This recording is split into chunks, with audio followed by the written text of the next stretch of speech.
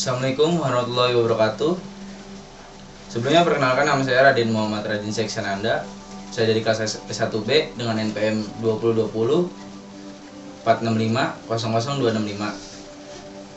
Di sini saya akan menjawab soal-soal UTS yang telah diberikan oleh Pak Edo selaku dosen mata kuliah pengantar ilmu komunikasi. Dan saya ucapkan pada Pak Edo yang telah membimbing kami dan mendidik kami dalam mata kuliah pengantar ilmu komunikasi, sehingga membuat kami lebih baik dalam berkomunikasi antar teman atau rekan kerja. Ya, saya mulai ya.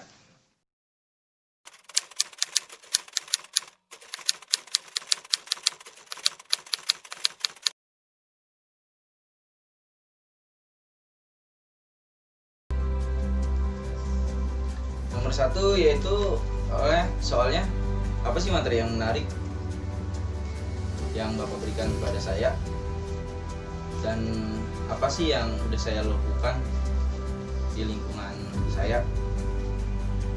Saya menarik dengan materi etika komunikasi.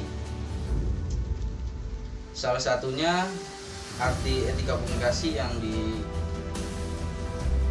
disuarakan oleh Amir dalam Komala 2009 yang berbunyi, cara berkomunikasi yang sesuai dengan standar nilai, akhlak, serta nilai-nilai yang berlaku di tengah masyarakat atau golongan tertentu. Di sini kita tahu dari arti ini tuh mempunyai banyak arti dalam setiap katanya. Contohnya, sebelum kita mengajak ngobrol di suatu atau berkomunikasi di suatu lingkungan baru, kita harus tahu adab di sana gimana sih, akhlak komunikasi di sana gimana sih. Jadi sebelum kita memulai berkomunikasi, sebagusnya kita merendah dulu gitu, kayak nyaru terhadap lingkungan itu, sehingga kita udah tahu adab-adab mereka gimana dalam cara berkomunikasi. Ya itu sih bertujuan buat kita juga sih, agar kita dalam berkomunikasi itu tidak menyinggung perasaan dia, tidak keluar jalur dalam pembicaraan itu, dan tidak meninggi dalam berkomunikasinya. Mungkin itu jawaban nomor 1, dan saya lanjut jawaban nomor 2.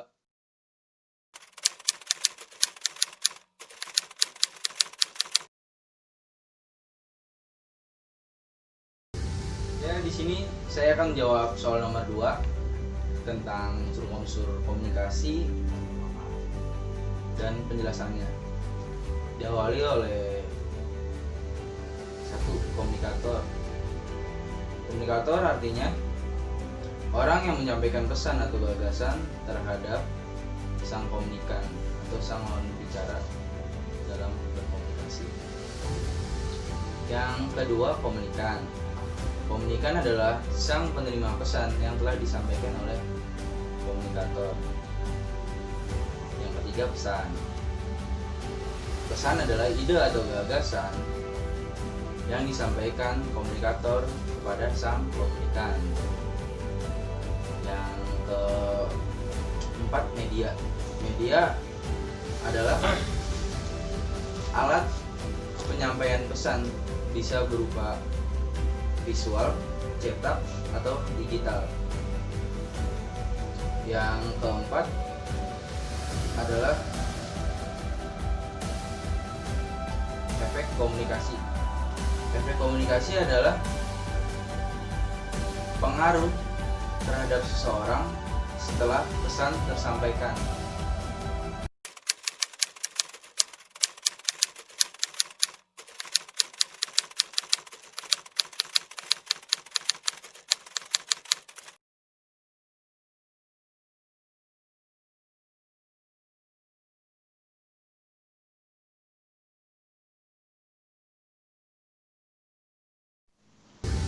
Dan yang ketiga, soal tentang hambatan komunikasi dan apa saja sih hambatan yang terjadi selama perkuliahan digital ini atau daring ini. Dan yang pertama saya akan menjelaskan tentang hambatan komunikasi. Hambatan komunikasi adalah segala bentuk gangguan dalam penyampaian dan penerimaan pesan.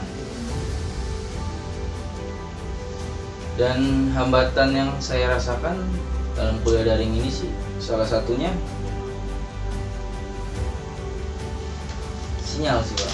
Sinyal, namanya HP kan beda-beda provider. Misalkan di daerah sini kita lagi di daerah mana gitu, provider ini kurang sinyalnya, jadi apa yang Bapak sampaikan misalkan lewat Zoom tuh tidak tersampaikan dengan baik karena efek sinyal, jadi suaranya gitu putus-putus atau ada kesek-kesek gitu, jadi kurang terdengar oleh telinga Pak. Jadi penyampaiannya jadi kurang, jadi penjelasan yang Bapak sampaikan gitu kurang dimengerti buat saya sendiri sih.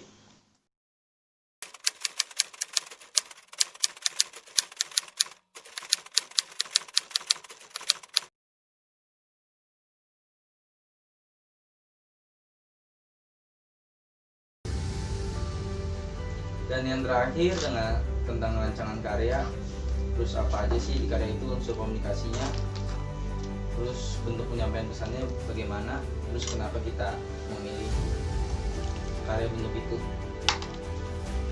Yang pertama, unsur komunikasi yang terdapat dalam karya ini. Satu, komunikator itu saya, dan komunikannya itu lebih ke pemerintah atau tenaga kesehatan yang ada di rumah sakit.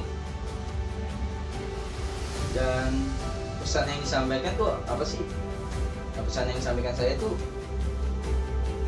dari sini kan ada visual gambar komik strip yang menjelaskan tentang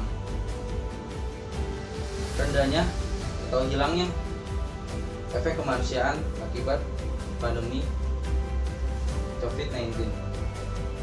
Sini menjelaskan, sini ada, bisa dilihat kan, sini ada 2 orang suami istri dan anaknya. Dan anaknya ini sedang sakit keras. Dia sudah ditolak 3 rumah sakit dan ini rumah sakit terakhir. Dan di sini dia juga mendapat penolakan dengan alasan harus membawa rapid test. Sedangkan saat awal pandemi corona, rapid test di seluruh rumah sakit di Indonesia belum tersedia banget gitu, belum sampai pelosok-pelosok. Dan yang di slide kedua ini, di sini dengan sang orang tua, ayah khususnya, dia sedih karena ya anaknya ini akibat penolakan beberapa rumah sakit akhirnya meninggal. Dan di sini ibunya sedih banget. Dan kenapa di sini saya menggambar sosok arwah, yaitu ya buat agar tidak serius banget gitu, karya ini ada lucu-lucunya dikit. Dan yang di slide ketiga ini itu ada rumah sakit, kayak ada balok. Di sini ada gambar virus corona, di sini ada gambar hati, dan sini ada tulisan rasa kemanusiaan versus COVID-19. Dan ini tuh ilustrasinya seperti timbangan gitu.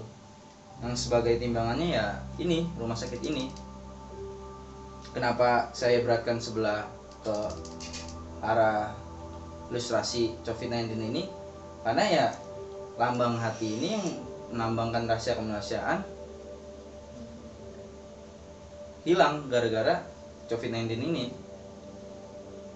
Dan yang pesan yang saya sampaikan sih dalam karya ini tuh agar tenaga kesehatan dan pemerintah itu lebih mengutamakan efek rasa kemanusiaan daripada COVID-19 ini. Namanya pasien udah kritis, masa ya harus rapid test dulu. kan namanya udah kritis kan harus cepat-cepat ditanggapi gitu oleh tenaga kesehatan. Ya mohon lah gitu, utamakan rasa kemanusiaan. Saya juga paham nih pandemi COVID-19, cuman kalau rasa kemanusiaan kita hilang gara-gara COVID-19 kan kayaknya nggak logis banget gitu. Namanya juga kan manusia makhluk sosial, saling tolong menolong. Namanya COVID-19 ini ya emang udah takdirnya kena, ya udah kena gitu, gak usah takut lah gitu. Kita percaya aja dengan adanya Tuhan gitu.